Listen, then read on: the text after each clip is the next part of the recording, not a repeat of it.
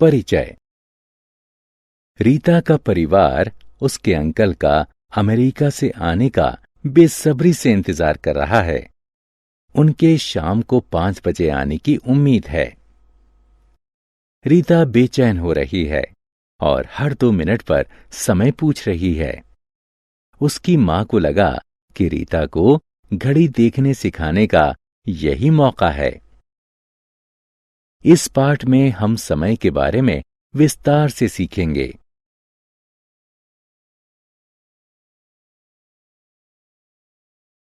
आओ सीखें। घड़ी देखकर समय बताना, बजने के बाद और बजने में बाकी के बीच अंतर करना, पूर्वाह्न यानी एएम और अपराह्न यानी पीएम का सही प्रयोग बताना, 24 घंटे वाली घड़ी का प्रयोग बताना।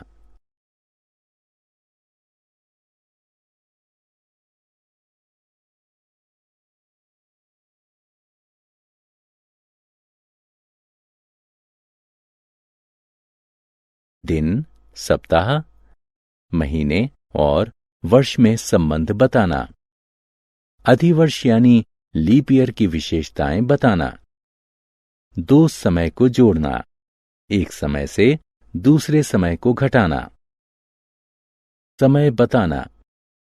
हर घड़ी में 2 मोटी सुइयां होती हैं।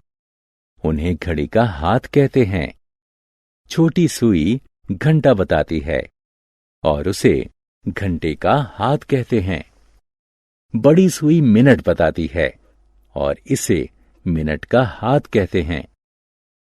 यदि आप ध्यान से देखें तो घड़ी के अंकों के बीच में कई छोटे विभाजन होते हैं।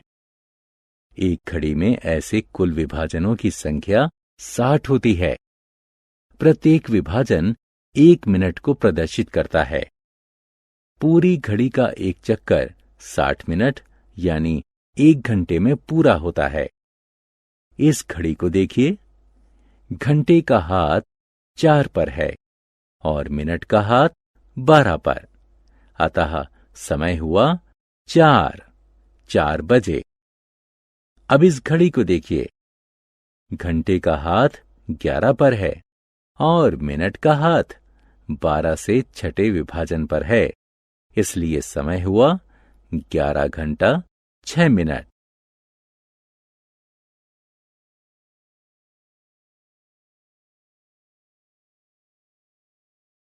समय देखना। हमने अभी सीखा कि 60 मिनट का 1 घंटा होता है। इसका मतलब है कि आधे घंटे में 30 मिनट होते हैं।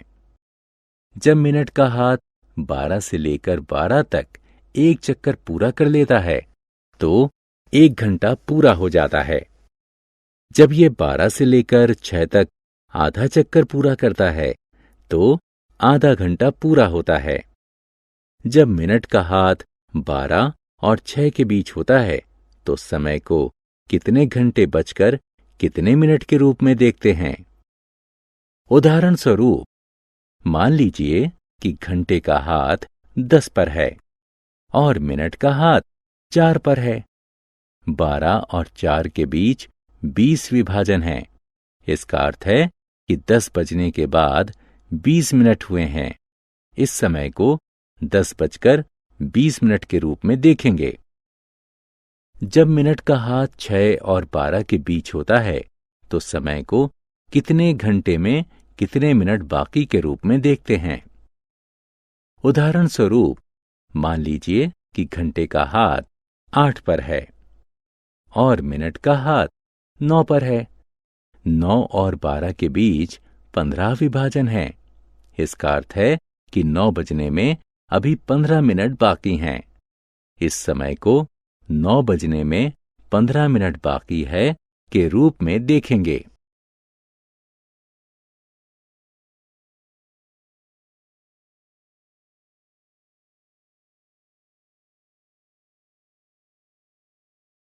पूर्वाह्न यानी एएम और अपराह्न यानी पीएम।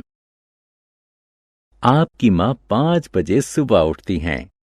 आप शाम को 5 बजे खेलने जाते हैं। इसका अर्थ है कि घड़ी दिन में 2 बार, एक बार सुबह और एक बार शाम को 5 बजाती है। यह 1 से 12 तक हर घंटे के लिए होता है। ऐसा इसलिए है क्योंकि दिन में 24 घंटे होते हैं। घंटे का हाथ 1 से 12 तक प्रत्येक अंक को दिन में 2 बार छूता है। 24 घंटे के दिन को 12-12 घंटे के 2 भागों में बांटा गया है। पहले 12 घंटे रात के 12 बजे से दोपहर 12 बजे तक होते हैं। इस अवधि के समय को पूर्वाह्न यानी AM से निर्देशित किया जाता है। दूसरे 12 घंटे दोपहर 12 बजे से रात को 12 बजे तक होते हैं। इसे अपराह्न यानी PM से निर्देशित किया जाता है।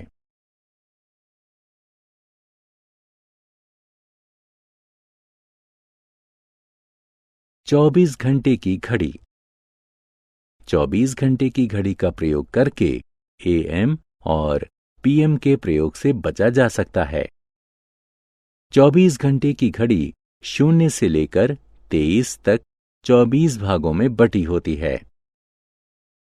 रात के 12 बजे दिन की शुरुआत मानी जाती है। इसे 00 घंटे से निर्देशित किया जाता है। रात के 1 बजे को 01 घंटे से निर्देशित किया जाता है। सुबह के 11 बजे को 11 घंटे से निर्देशित किया जाता है। 12 बजे दोपहर को 12 घंटे से, मध्याह्न में 1 बजे को 12+1 यानी 13 घंटे से, शाम के 5 बजे को 12+5 यानी 17 घंटे से, एवं रात के 9 बजे को 12+9 यानी 21 घंटे से। इस तरह दिन के प्रत्येक घंटे के लिए 0 से 23 तक अलग अलग अंक हैं। इसलिए AM और PM के प्रयोग की जरूरत नहीं होती है। घंटे और मिनट का जोड़। आइए अब 2 समयों को जोड़ना सीखा जाए। राजू ने अपने विज्ञान का टेस्ट 1 घंटा 15 मिनट और गणित का टेस्ट 1 घंटा 20 मिनट में पूरा कर लिया। 2 टेस्ट देने में राजू को कुल कितना समय लगा? कुल समय की गणना करने के लिए हम घंटे को घंटे से और मिनट को मिनट से जोड़ेंगे। घंटे को जोड़ने पर हमें 2 घंटे प्राप्त हुए और मिनट को जोड़ने पर हमें 35 मिनट प्राप्त हुए। अतः राजू को 2 टेस्ट देने में लगा कुल समय है 2 घंटे और 35 मिनट।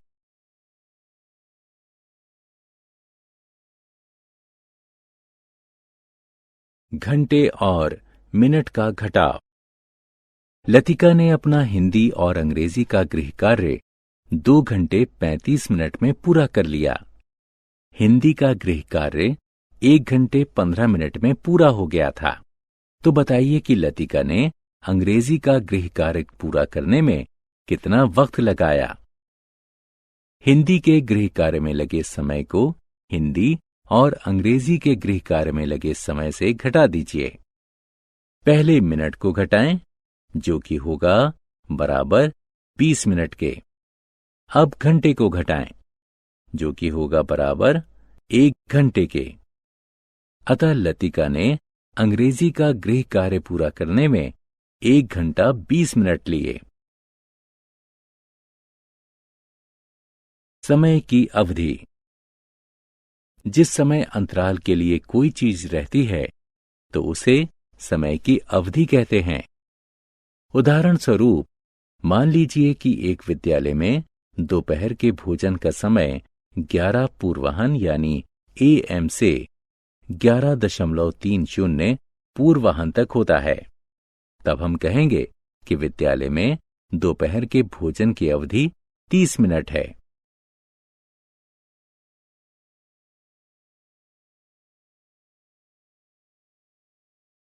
लगभग समय। घड़ी को देखिए, क्या आप समय बता सकते हैं?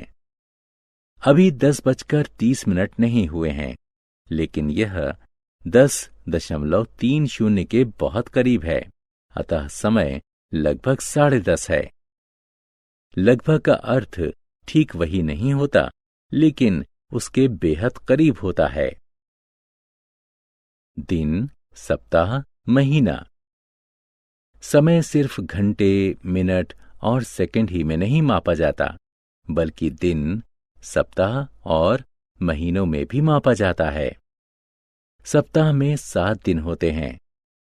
रविवार, सोमवार, मंगलवार, बुधवार, बृहस्पतिवार, शुक्रवार और शनिवार। एक वर्ष में 12 महीने होते हैं।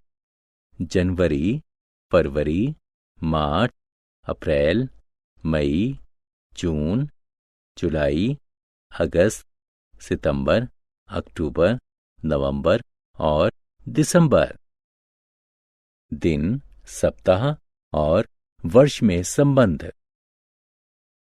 आइए दिन और महीने के बीच के संबंध को समझें। अप्रैल, जून, सितंबर और नवंबर महीनों में 30 दिन होते हैं। इनमें एक महीना बराबर होता है 30 दिन के। जनवरी, मार्च, मई, जुलाई, अगस्त, अक्टूबर और दिसंबर महीनों में 31 दिन होते हैं।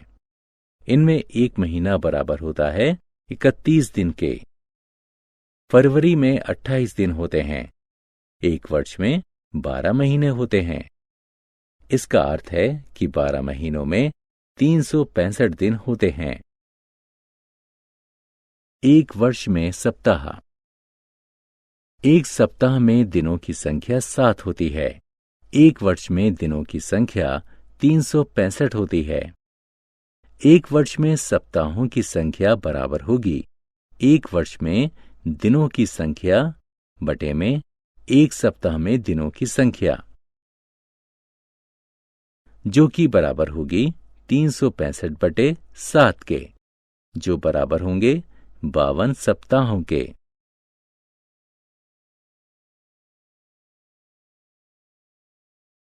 अधिवर्ष यानी लीप ईयर की आवश्यकता।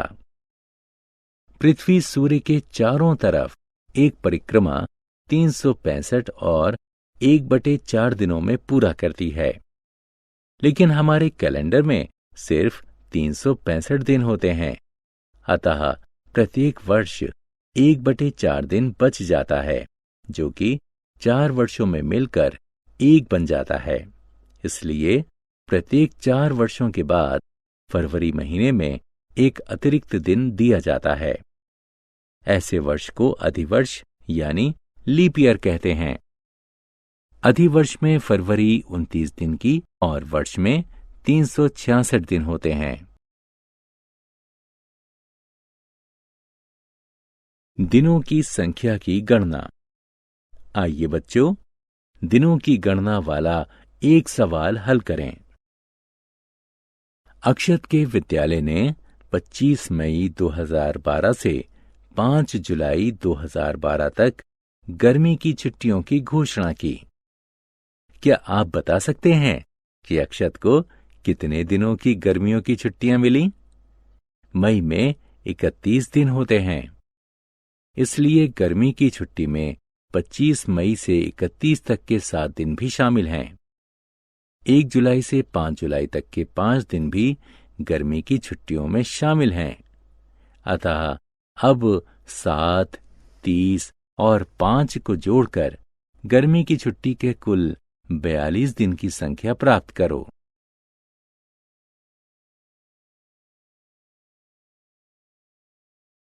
हमने क्या चर्चा की? एक घड़ी में 2 हाथ होते हैं, घंटे का हाथ और मिनट का हाथ। घड़ी का एक पूरा चक्कर 60 मिनट या 1 घंटे में पूरा होता है। एक दिन में 24 घंटे होते हैं। ये 2 भागों पूर्वाह्न यानी एएम और अपराह्न यानी पीएम में विभाजित होती है।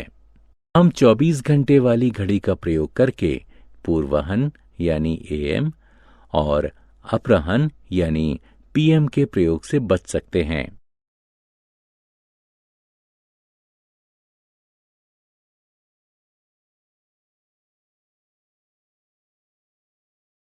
समय की अवधि के दौरान जो कुछ भी रहता है मौजूदा समय की अवधि कहा जाता है। एक वर्ष में 365 दिन यानी 52 सप्ताह और 12 महीने होते हैं। अधिवर्ष यानी लीप ईयर में 366 दिन होते हैं। अधिवर्ष में फरवरी 29 दिन की होती है।